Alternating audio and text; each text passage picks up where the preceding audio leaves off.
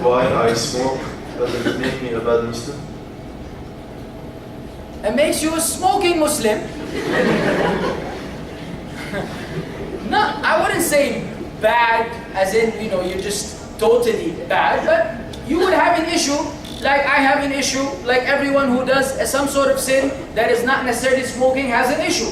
So no, you cannot say smoking, a person who smokes is a bad person, but we say that's a bad habit. It's a bad habit. Now, the interesting part of the question is that you don't know why you smoke. That's impossible. You know, can you imagine? Someone's like, oh, look. Why?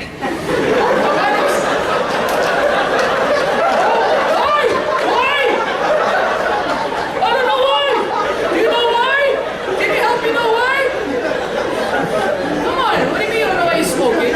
I'll tell you why you smoke. Because you want to know how to smoke is they want to look cool. Because you know, smoking a cigarette is just this, you know, they show you this Marlboro guy, you know, on the cowboy who died, by the way, from smoking. And that's it. The perception is, you know, whether you look at all the advertisement of cigarettes, whether it was Kent or what was that other company, the one with the mint flavor?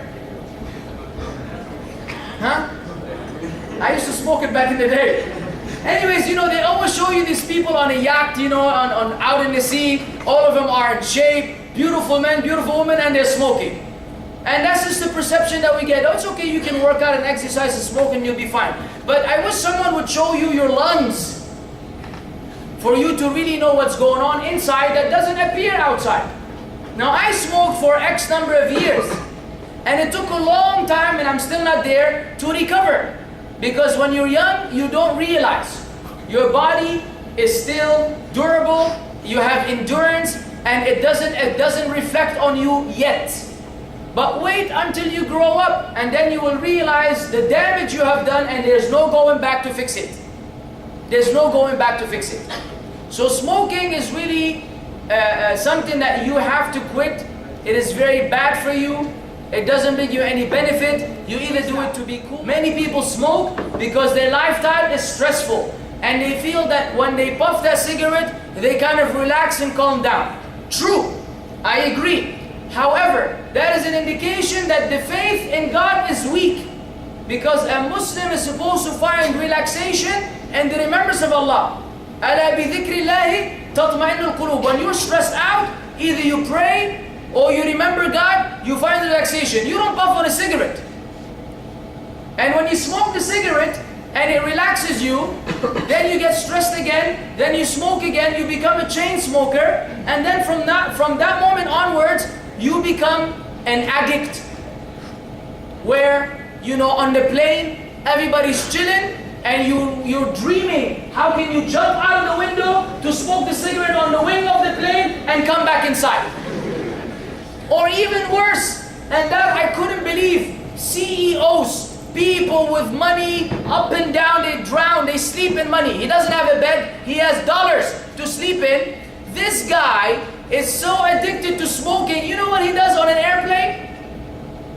He goes to the bathroom, what do they call it, the lavatory or something like that, huh?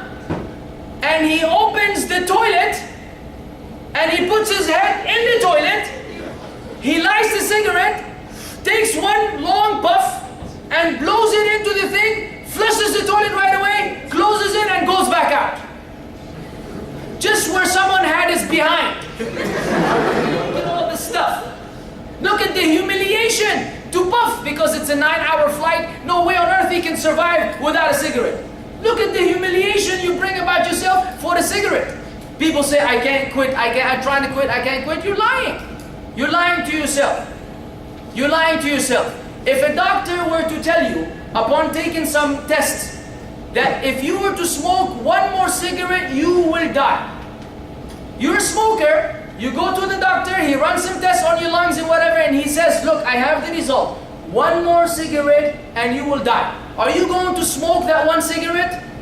99% of the people, if they're not suicidal, they will say, no, I will quit. There you go.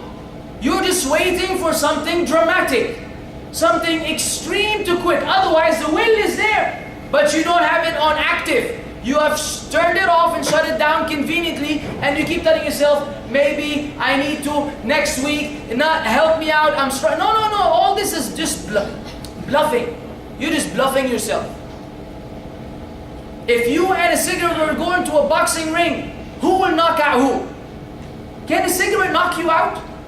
You're a man or a woman, big. You grab a cigarette, break it in half, throw it in the trash, done. If you wanted to quit, you will quit now. But you don't want to quit. You have some hope that you will quit. So anyone who says, I